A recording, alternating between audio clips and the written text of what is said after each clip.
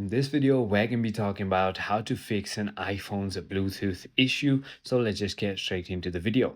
The first thing you can do in order to go ahead and fix an iPhone Bluetooth not working is going to be by turning your Bluetooth off and then waiting 5 to 10 seconds and turning it back on. If that still doesn't work, then try force restarting your mobile device. And how you do that is by simply clicking and releasing your volume up, volume down button, and then holding your power button until the Apple logo appears. The third thing you can do is simply go ahead and forget the device and then repair.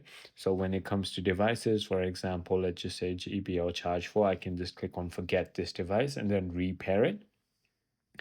And the final thing you can do is check for software updates because this also does interfere with your Bluetooth. I hope this video clarifies everything for you. If it did, hit that like button and I'll see you on the next one.